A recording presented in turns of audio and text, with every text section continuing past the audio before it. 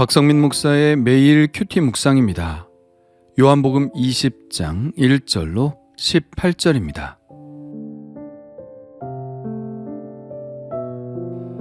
안식 후 첫날 일찍이 아직 어두울 때 막달라 마리아가 무덤에 와서 돌이 무덤에서 옮겨진 것을 보고 시몬 베드로와 예수께서 사랑하시던 그 다른 제자에게 달려가서 말하되, 사람들이 주님을 무덤에서 가져다가 어디 두었는지 우리가 알지 못하겠다 하니, 베드로와 그 다른 제자가 나가서 무덤으로 갈새 둘이 같이 다름질하더니 그 다른 제자가 베드로보다 더 빨리 달려가서 먼저 무덤에 이르러 구부려 세마포 놓인 것을 보았으나 들어가지는 아니하였더니, 시몬 베드로는 따라와서 무덤에 들어가 보니 세마포가 놓였고 또 머리를 쌌던 수건은 세마포와 함께 놓이지 않고 딴 곳에 쌌던 대로 놓여 있더라.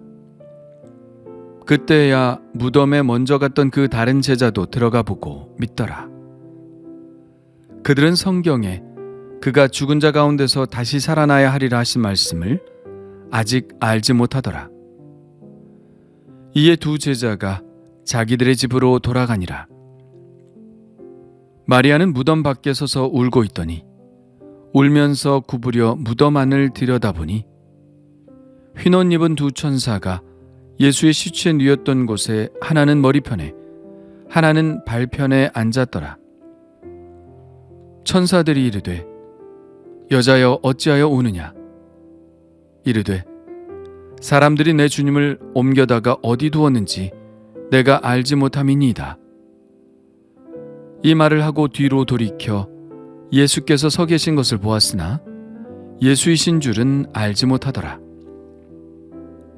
예수께서 이르시되, 여자여 어찌하여 울며 누구를 찾느냐 하시니, 마리아는 그가 동산지기인 줄 알고 이르되, 주여 당신이 옮겼거든 어디 두었는지 내게 이르소서.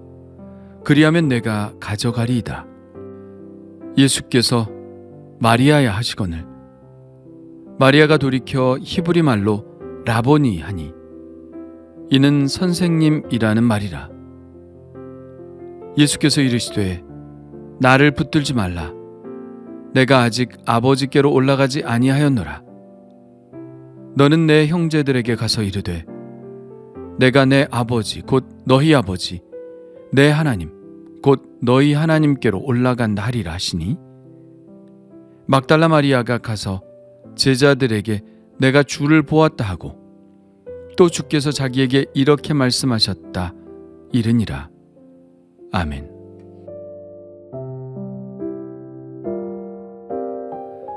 안식 후 첫날 일찍이 막달라 마리아는 예수님의 무덤에 찾아옵니다. 예수님의 부활 사건은 바로 이 안식 후 첫날에 일어나죠. 그래서 기독교인들은 예수님께서 부활하신 날 함께 모여서 그 부활의 소망을 나누고 그 부활의 소망을 주신 예수님을 예배하기 시작했습니다. 주일이라는 본래의 의미는 주님이 부활하신 날입니다. 그리스도인에게 있어서 매주가 작은 부활절인 것이죠. 우리가 지금까지 안식 후 첫날에 모여 주님의 부활을 축하하고 있다는 것은 예수님이 부활하셨다는 강력한 증거가 됩니다. 예수님이 부활하시지 않았다면 2000년 동안 우리는 이 날에 모여 예배하고 있지 않을 것이기 때문입니다. 무덤에 도착한 그녀는 무덤을 막고 있던 돌이 옆으로 옮겨진 것을 보고 깜짝 놀라 제자들에게 달려갑니다. 가서 이렇게 말하죠. 사람들이 예수님을 무덤에서 가져다가 어디 두었는지 우리가 알지 못하겠다. 이것이 그녀가 생각할 수 있는 전부였습니다.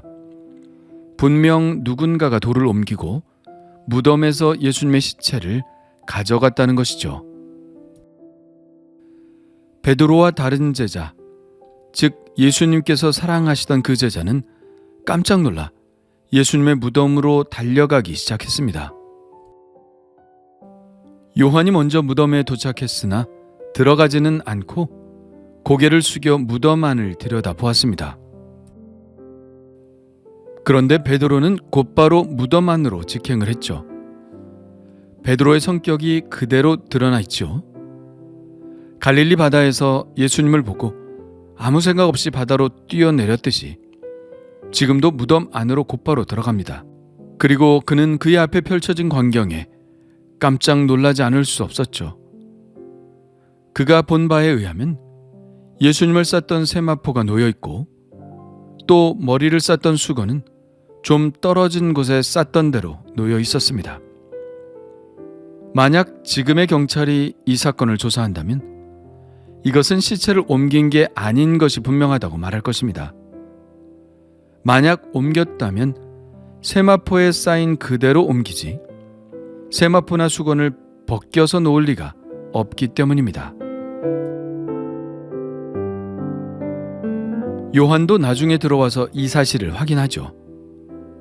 그리고 요한복음에서 아주 중요하게 취급되는 말을 합니다. 보고 믿었더라 라는 말입니다. 그런데 의문이 생깁니다. 요한이 믿었다고 한 이 믿음은 무엇에 대한 믿음일까요? 요한이 믿은 것은 예수님의 부활일까요? 아니면 그냥 예수님이 없어지셨다는 사실을 믿었다는 것일까요? 구절은 이렇게 말합니다. 그들은 성경에 그가 죽은 자 가운데서 다시 살아나야 하리라 하신 말씀을 아직 알지 못하더라. 이 말씀에 의하면 요한의 믿음이 부활에 대한 믿음은 아닐 것이라고 생각하는 것이 더 합리적이죠. 그렇다면 요한은 무엇을 믿었다는 것일까요? 예수님의 시체가 없어졌다는 사실을 믿은 것일까요? 그런데 이것은 눈에 보이는 사실이지 믿기까지 할 내용은 아니지 않나요? 그러므로 이 믿음에 관한 말씀은 이 복음을 보고 듣는 우리와 같은 성경의 독자들에게 하는 말일 가능성이 많습니다. 당시에는 예수님의 시체를 제자들이 훔쳐갔다는 소문이 돌았습니다. 제자들이 훔쳐가 놓고 거짓말을 하는 것이라는 것이죠. 그런데 생각해 볼까요? 제자들이 예수님의 시체를 훔쳐갔을 리가 있을까요? 제자들은 무엇을 계획할 수도 없는 상태였습니다. 그들은 겁먹었고 도망쳤습니다. 숨을 죽이고 있어야 했습니다. 우리는 성경에서 그들이 무척 겁에 질려 있는 모습, 실망한 모습, 고향으로 돌아가려고 하는 모습들을 발견할 수 있습니다. 모든 것들이 다 와해돼 버린 상태였죠. 만일 부활이 없었다면 예수님의 제자들은 각자 다 흩어져 버리고 말았을 것입니다. 그런 그들이 로마 군병들이 지키고 있는 그 삼엄한 경계를 뚫고 시체 이동 작전을 펼쳤다고요? 그것은 상상도 할 수 없는 일입니다.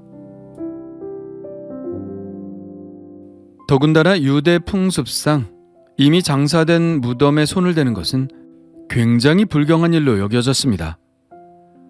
율법에도 주검에 손을 대는 자는 부정해진다고 해서 할 수 없이 부모의 장례를 위해 주검에 손을 댄 사람도 7일을 격리해야 진중에 들어올 수 있었습니다. 그래서 이스라엘에 가보면 로드킬 당한 짐승들이 많이 있는데 오랫동안 방치되어 있는 경우가 많습니다. 율법상 주검에 손을 대지 않기 때문에 짐승이 죽어도 빨리 치우지 않는 것이죠. 그런데 그런 그들이 예수님의 시체에 손을 대고 시체를 옮겨 놓는다고요? 그건 말도 안 되는 일이죠. 예수님의 제자들이 예수님의 시신을 옮겨 놓았을 가능성은 전혀 없습니다. 그런데 무덤은 비어 있었습니다. 우리는 이것을 어떻게 받아들여야 할까요? 그리고 세마포와 얼굴을 쌌던 수건이 그대로 놓여 있었습니다. 요한은 지금 복음을 접하는 사람들에게 이렇게 이야기하는 것입니다. 내가 본 바 무덤은 비어 있었고 세마포도 그대로 놓여 있었다. 그것을 우리가 직접 보았다. 그리고 누가 훔쳐갔다고 볼 수 있는 증거는 전혀 찾아볼 수 없었다. 예수님이 부활하신 것이다. 너희들은 그것을 믿지 못하느냐? 너희가 나처럼 직접 그것을 보았다면 믿지 않을 수 없었을 것이다. 이렇게 말하고 있는 것이죠. 베드로와 요한이 돌아간 자리에 막달라 마리아는 남아 무덤에 머물러 있습니다. 그녀는 한동안 무덤 밖에서 울고 있다가 울면서 구부려 무덤만을 들여다보았죠. 그런데 거기서 놀라운 광경을 목격합니다. 옷을 입은 두 천사가 예수님의 시체 누웠던 곳에 하나는 머리편에 하나는 발편에 앉아 있는 겁니다. 그러더니 막달라 마리아에게 말합니다. 여자여, 어찌하여 우느냐? 마리아가 말합니다. 사람들이 내 주님을 옮겨다가 어디 두었는지 내가 알지 못함이니이다. 그런데 바로 그때 그녀의 뒤에 누가 서 있는 것을 감지했습니다. 그녀는 그가 동산지기일 것이라 생각했죠. 그 사람이 말합니다. 여자여, 어찌하여 울며 누구를 찾느냐? 마리아는 그가 뭔가 알 수 있을지도 모른다는 생각을 하며 이렇게 말합니다. 주여, 당신이 옮겼거든 어디 두었는지 내게 이르소서. 그리하면 내가 가져가리이다. 여전히 마리아는 누군가 시신을 가져갔을 것이라고만 생각합니다. 그때 그 사람이 마리아의 이름을 부릅니다. 마리아야. 마리아는 자기 이름을 부르는 소리를 듣고서야 그 사람이 예수님임을 알아봅니다. 히브리 말로 라보니라고 부르죠. 선생님이라는 뜻입니다. 아마도 이렇게 부르면서 마리아는 예수님을 손으로 붙들려고 했던 것 같습니다. 그런 그녀에게 예수님은 이런 말씀을 하십니다. 나를 붙들지 말라. 내가 아직 아버지께로 올라가지 아니하였노라. 이 말씀도 참 알 수 없는 말씀이죠. 왜 이런 말씀을 하셨을까요? 생각해 볼 수 있는 것은 예수님의 몸이 이전의 예수님의 몸과 좀 다른 몸일 것이라는 사실입니다. 이전의 몸은 이 지상의 몸이지만 지금 부활하신 주님의 몸은 하늘로 올라가실 수 있는 몸입니다. 우리는 흔히 부활하면 그 몸이 그대로 부활한다고 생각하기 쉬운데 부활 전의 몸과 부활 후의 몸은 완전히 다른 몸이라는 것을 알 수 있습니다. 만일 그렇지 않았다면 마리아는 예수님을 금방 알아보았을 것입니다. 뭔가 다른 무엇이 있었을 것입니다. 부활은 예전의 모습 그대로 돌아가는 것을 의미하지 않습니다. 부활은 변화를 수반합니다. 예수를 믿기 이전의 삶과 이후의 삶은 분명히 다릅니다. 그 사이에 우리에겐 부활의 사건, 즉 옛사람이 죽고 새 사람이 되는 사건이 일어났기 때문입니다. 마리아처럼 사람들이 우리를 알아보지 못할지 모릅니다. 그것은 외모가 달라져서가 아니라 이전에 우리들의 습관과 같이 하지 않기 때문입니다. 우리의 친구나 지인들이 예수를 믿고 변화된 우리들을 너무나 자연스럽게 받아들인다면, 하나도 달라진 것이 없다고 느낀다면 우리들은 우리들의 변화를 다시 한번 생각해 보아야 합니다. 우리들의 친구들이 우리들을 낯설게 보아야 합니다. 이상해졌다고 생각해야 합니다. 상대하기 어렵다고 생각해야 합니다. 왜요? 우리는 분명 이전의 우리와 달라졌을 것이기 때문입니다. 노아가 방주를 만든 산과 홍수 이후에 방주가 닿은 산은 같은 산일 수 없습니다. 집을 나갈 때의 탕자와 다시 집으로 돌아온 탕자가 같은 사람일 수 없습니다. 영혼의 부활, 주님이 주시는 구원을 경험하기 전 우리들의 삶과 지금 우리들의 삶이 같을 수 없습니다. 부활은 장차 일어날 사건이 아닙니다. 부활이요 생명이신 예수님을 영접할 때 바로 지금 우리 안에 일어난 사건입니다. 우리가 경험한 부활 사건은 부활하신 예수님이 내 안에 오신 사건이며 내 안에 오셔서 나를 변화시키시는 사건입니다. 그렇게 변화된 내가 예수님의 부활의 증인이 됩니다. 우리가 아무리 예수님을 증거해도 우리 안에 있는 부활하신 예수님을 사람들이 느낄 수 없다면 예수님의 부활은 믿을 만한 사건이 되지 못할 것입니다. 그러나 사람들이 변화된 우리들 안에서 부활하신 예수님을 느낄 수 있다면 그들에게 예수님의 부활 사건은 실제 일어나는 일이 될 것입니다. 오늘 이 부활절에 내 자신이 변화된 부활의 증인이 되기를 원합니다. 주님 감사합니다. 빈 무덤을 봅니다. 예수님은 무덤에 갇혀 있으실 수 없으신 분입니다. 부활하셔서 하늘에 오르시고 또 동시에 내 안에 계심을 믿습니다. 수많은 부활의 증거가 있다 하더라도 간절히 기도하옵기는 제 자신이 예수님의 부활의 증거가 되게 하여 주옵소서. 부활하신 예수님이 내 안에 일으키시는 변화를 그들도 보게 하옵소서. 내 안에 오셔서 감사드립니다. 예수님의 이름으로 기도합니다. 아멘.